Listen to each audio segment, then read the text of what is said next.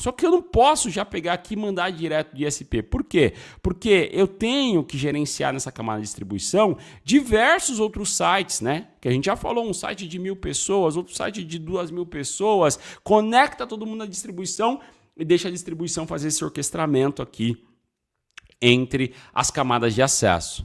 Só que quando sobe para um nível, na hora de eu pensar na minha camada core, essa camada aqui, ó, que é a nossa core layer, ela já tem outra figura. A camada core, o objetivo dela é nós conseguirmos trabalhar tudo que for layer 3, então, óbvio, IP e roteamento, a gente olhar isso dentro da camada core e na camada core nós possamos tomar decisões em altíssima velocidade para fora. Esse é o objetivo. Para qual lado que eu mando? Eu mando para a esquerda ou eu mando para a direita? E por que eu faria isso com uma camada core, não faria isso na camada de distribuição? Porque eu quero garantir que esse ambiente ele começa a ter alta disponibilidade, até porque a quantidade de sites remotos que eu estou agregando nesse ambiente me traz essa necessidade. E quero garantir que esses caras eles tenham economia de CPU. Eu quero que esses caras tenham CPU. Se eu levar tudo isso que está sendo operado aqui em Layer 3, em roteamento, que consome muito mais CPU, aqui para baixo, para a camada de distribuição, qual que é a penalidade disso, galera? A penalidade é que essa camada de distribuição ela vai ter que ter uma capacidade de processamento muito elevada para poder conseguir atuar tanto quanto distribuição quanto camada core. Agora, se eu tenho condições de separar as operações, faz muito mais sentido ter uma camada core operando tudo que for layer 3, fazendo a minha parte de IP, roteamento dentro dessa camada core, e ela sim será ponta de saída para a internet e para o nosso data center. Com isso, a gente fecha a nossa topologia de 3 tiers, que é distribuir a nossa solução, a nossa arquitetura, né, física em 3 camadas. Só que eu poderia estar fazendo diferente.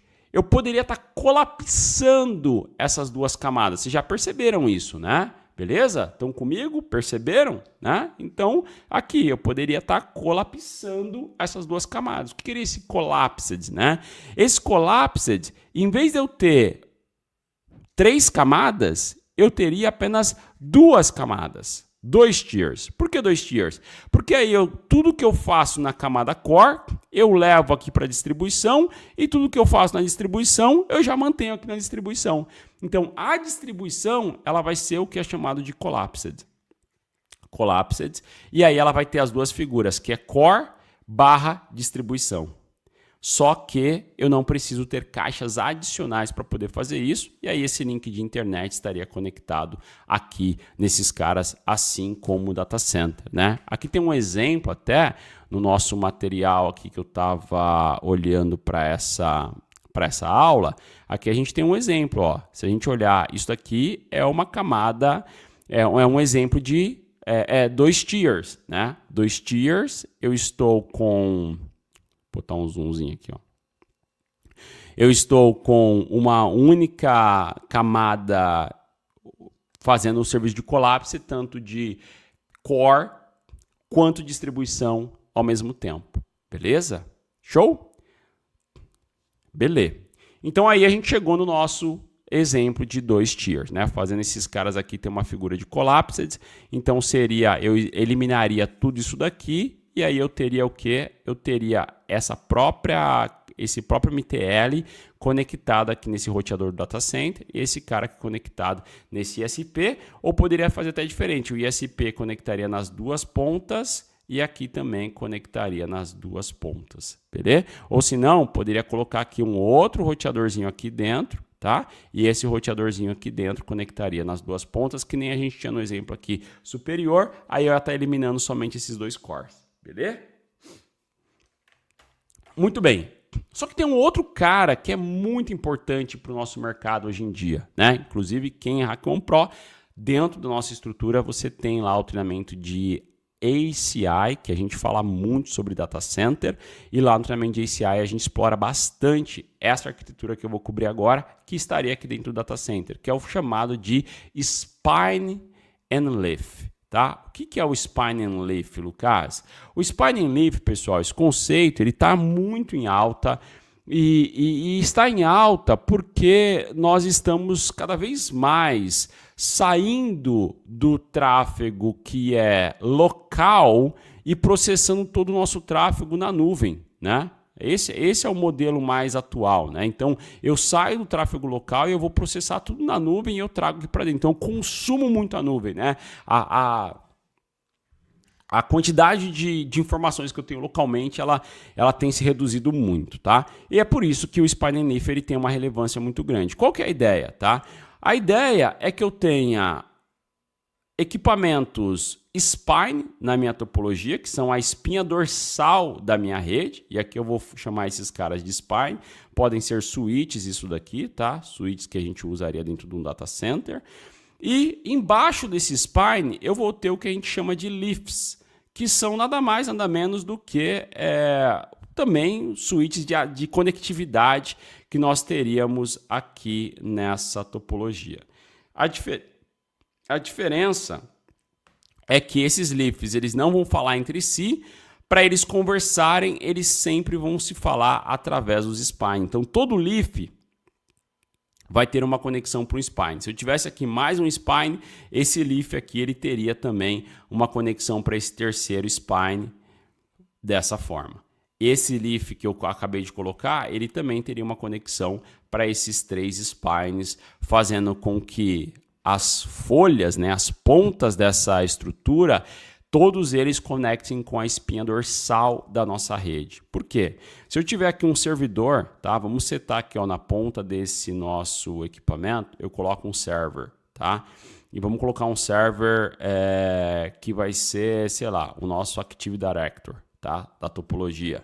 Se eu tenho esse Active Director aqui desse lado e eu quero chegar nesse Active Director, eu tenho que conseguir navegar isso por qualquer um desses caminhos até eu alcançar o meu AD. É muito crítico eu isolar um leaf, né? Eu posso isolar um spine, mas eu não quero isolar um leaf. O leaf ele tem um peso muito relevante para o nosso ambiente, porque é ali que está conectado nossos serviços. Claro que você vai ter uma duplicidade de serviços em outro leaf ou em outro data center, para garantir que se esse daqui cair, você consegue se conectar em outro. O que é comum a gente ver, pessoal? É comum isso aqui, ó. Isso aqui é muito comum. Tá vendo que nós temos aqui no nosso exemplo um data center? Então seria muito comum nessa mesma estrutura, tá? Eu ter aqui a solução de spine and leaf para esse ambiente. Então eu tenho aqui os spines, vou ter os leafs e os serviços estariam conectados embaixo de tudo isso, né? E essa nossa solução... Opa, conectei errado aqui, ó. E essa nossa solução, ela estaria sendo atendida dentro desse modelo. Então, aqui eu teria conectado ele no roteador e isso daqui, em vez desse data center ser dessa forma, aqui estaria o nosso DHCP.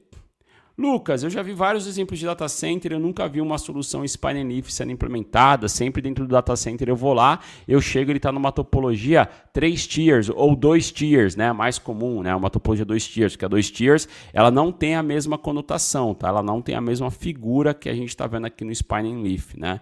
Pô, eu chego lá, ele está numa topologia 2 tiers, pô, você está olhando talvez para um data center mais legado, né? Que não tem essa característica que a gente está habituado nos dias de hoje, beleza? Pergunta de prova CCNA, isso daí vai cair, não há dúvidas para você poder diferenciar os tipos de topologia, tá?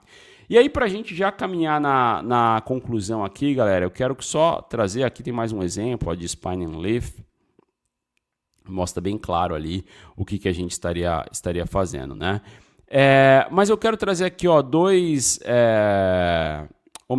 eu quero falar de 2 cenários importantes, que é on-premises e cloud e small office e home office, tá?